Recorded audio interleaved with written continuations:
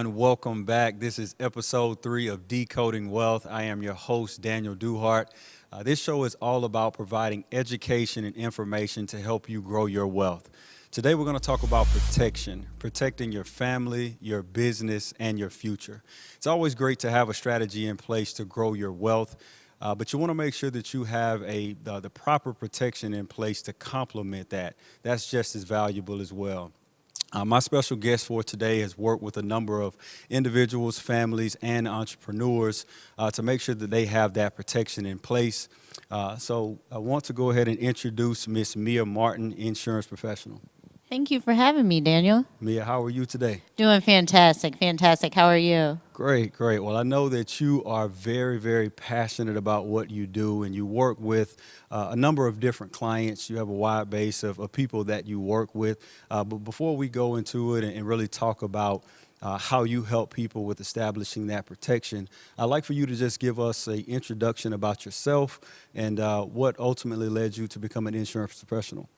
Well, after I left the corporate space, I jumped right into entrepreneurship. So I own a marketing agency here in Atlanta for about 8 years. And during the pandemic, one of my amazing clients brought me in as a fractional chief marketing officer.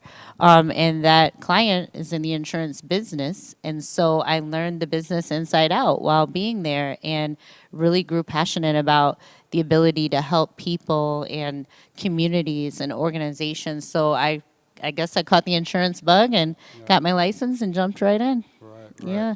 All right, and then, of course, we have worked together in a number of different ways, and I understand, and relate to what you said, and just in terms of your passion for wanting to help people. I had a similar experience as well, not really sure exactly what I would want to do with leaving that corporate space, but becoming an independent professional, I saw the value in that and really wanted to work with clients.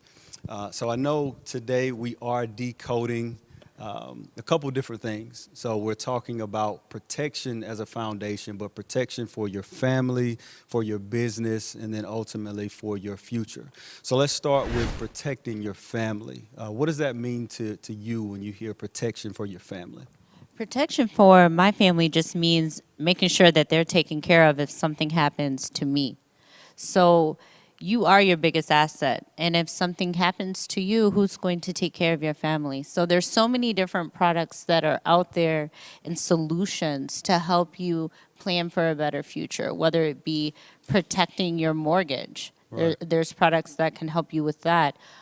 There's ways to invest and plan for your child's future or your grandchild's future. So really just getting started early and setting your family up for success to protect them. Right, right. And it's, as you said, it's so many different ways that you can do that, especially as a foundation life insurance. Whether you're looking at whether that's term or a permanent plan, life insurance should be the foundation of everyone's portfolio because it's a number of different things that you have to think about when you lose someone. One, let's just say if I have a family, a spouse and kids. One, that absence of me not being there with my family grieving, that's tough. And then also, too, the second part of that, now there's income that's not coming into that household. So having to replace that income and then ultimately losing someone unexpectedly, the cost of burying that person, it's a lot that goes into that. So I think that life insurance should be the foundation of your portfolio. And to me, it's one of the most selfless things that you can do with purchasing life insurance. So you touched on a lot of great points. And again, that's, a great start to making sure that you protect your family. So, secondly, I know that you said with protecting your business, what exactly does that look like? How do you help clients protect their business? So I like to approach it from two different angles. One being a lot of people that are leaving the corporate space or already in business for themselves as entrepreneurs, they might be what we call solopreneurs. So if something happens to them, then what happens to the business? Right. So I really like to inform the people that I know about the value of disability insurance and making sure that they're covered should something happen to them. Also, the benefits of understanding living benefits with some of the products that are out as well to protect yourself using term insurance. So really just making sure if you were to get critically ill or if you were to experience a disability that you're able to still provide for your family and your business could potentially still carry on. Absolutely. And, that's another great point. I think people fail to realize that you are your number one asset. Of course, you have, cars, homes, businesses, and things like that. But your ability to earn income is what you should protect first, when you're looking at that disability income that you touched on. And also, too, with business owners. I know you work with a lot of business owners and making sure that their businesses have adequate coverage. What are some of the ways that maybe you protect specifically from a business standpoint? On the business side, you definitely want to make sure that your business is insured so that if you make any errors, you're covered. Really looking at entire umbrella policies as well to make sure that you're protected on all ends should you be sued or find yourself in a situation where you need more additional protection. So I would say really the umbrella piece in itself is great for the business owner. Right, and it is because, if I'm a business owner, I want to make sure that my business is covered from every angle. And so it's one thing to just have coverage in place, but one, as the business owner, understand what I have in place and make sure that it's adequate because I always tell clients, whether it's personal or professional, risk is free. You pay for protection. Insurance is not something that you can get after the fact. So you want to make sure that going into it, whether it's your personal assets or your business, that you have all of the adequate coverage in place because when you're looking at lawsuit situations, that's something that can deplete someone's assets really, really quickly. And so again, it's always about that education piece and making sure clients understand what they have. And then, the last piece to that puzzle, I know you talking about protecting your future. And that can look like a number of different things. I know whether that be protecting with the disability income, making sure that you have those wealth strategies in place, preparing for your retirement, all of that. When you're looking at protecting your future, what does that look like for you? It's so important, and there's a couple of different ways to approach it, but the first piece is really building your own bank. As entrepreneurs, we're always looking for funding sources and resources to fund our business, and sometimes we have to stop and look back at ourselves to become that personal bank for ourselves. So building your own bank would be one piece. Another component is that for those of us who have that 401k, that maybe we've rolled over into an IRA and we're waiting to live off of that during our retirement ages, the tax rate against that particular pot of money is going to be quite significant. I know we've all been hearing about the increased rates and everything else. So really looking at tools that can work in your favor for tax-free retirement on the insurance side that are going to allow you to accumulate wealth and access it in a tax-free manner. So it's just another thing to add to your investment portfolio to make sure that you're pretty well diversified and protected. Right. And I was just about to touch on that. Diversification is key, because nowadays it's so many different strategies and concepts that are out there, whether it be personal or professional, that people have access to. And so, ironically enough, we talked about the Build Your Own Bank strategy on episode 1 and really broke that down and how that can be beneficial to help you for your future. Like you said, when you're looking to leverage yourself from a tax perspective and how that particular policy, so many different ways that you can use that, whether it be the disability income. It's so many different ways that you can protect yourself. But ultimately, I think it's just simply about the education piece. One thing that's come up in the midst of this pandemic is that people have been getting retrained, going into different careers, really making a pivot in the midst of a pandemic. The advice I would offer to any young person that has started on a path, they're pulled or they see some interest somewhere else, I would tell them, do not turn your back on that. I started off as a receptionist, $7.50 an hour. Mm-hmm. And I don't make $7.50 an hour now.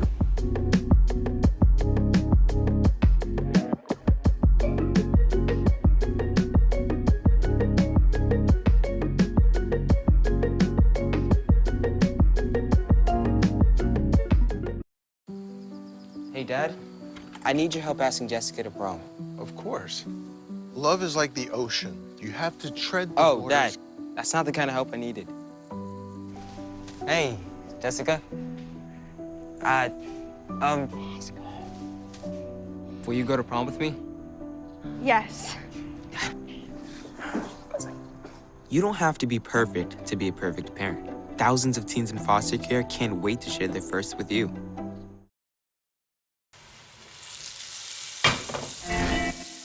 Today, we're gonna be making a twice baked potato and potato skins.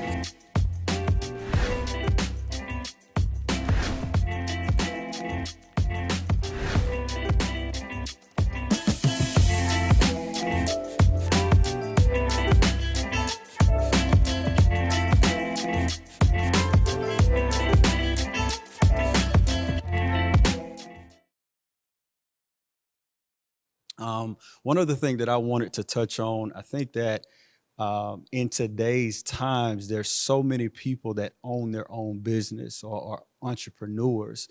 I want to just touch on, hey, if I'm someone that's starting a business, of course, we know that all of the different pieces from a protection point that we need in place. I know you work with a lot of entrepreneurs. What are some of the basic things that those entrepreneurs need to establish themselves or set up their business? Well, you definitely want to make sure that you have an LLC established. Make sure that you have general liability insurance. Depending Sure. on what type of industry that you're in, there's different types of professional liability insurance too that are really going to help protect you. Making sure that you have some type of policy that's going to protect you if you were to become ill. So if you're just getting started, start with a term policy with living benefits, because should you become critically ill, it's going to give you that protection that you need. If you own a home, there's a term policies where you can bring that in and pay off your mortgage if Yes. something were to happen to you. So that way you're not leaving your family with funeral bills and they're having to do a GoFundMe account or figure out how to pay off the house. At the very least, that aspect is taken care of. So I Right. would say if I were to first get started and I had a limited budget, start with what you need, that general liability and any additional supportive products, but then also making sure that you have that term with living benefits as well. That's going to be vital for you. And then you can transition into some other ways to build cash value. I'd say either on the whole life side or the IUL side. But as you're making that transition and as you're growing, you want to establish a relationship with an insurance professional so that they can help you through that strategy and through that journey as you continue to grow as an entrepreneur. It's just like anything else from an investment standpoint or from a growth of your business standpoint. You want these processes and strategies to grow with you and your business as you develop. Right, right. And, that's one of the things that when, with working with entrepreneurs myself, I always advise people, even if it's not with me, to seek help. Because once you become an entrepreneur, it's one thing to have to focus on your business and everything of running your own show, but also, with establishing the things that you need, you want to make sure that you just are talking to the right people to put all of those things in place. Because, even as you mentioned, and I came from the same background, when you come from corporate to going into being an entrepreneur, it's a lot of different things that maybe you aren't aware of. And so if I'm in a corporate setting to where I may have group benefits that I can take advantage of, or I can have a 401k or retirement plan that's built into a package at that corporation, or just some of the other benefits that come with that. When I'm an entrepreneur, those things don't exist.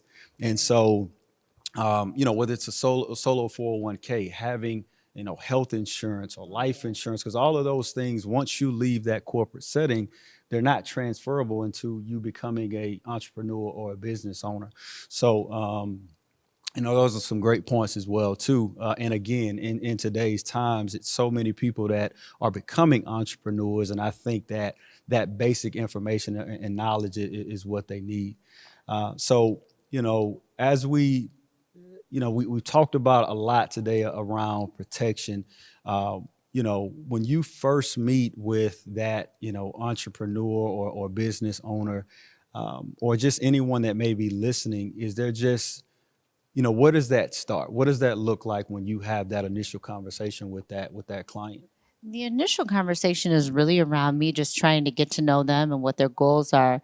Having been an entrepreneur for some time now, I understand the struggle at the beginning and just getting that business strategy together and that plan to get everything implemented. So, working with them to really get a good understanding of what their personal and professional goals are for their business, because that's the biggest piece to them at that point in time.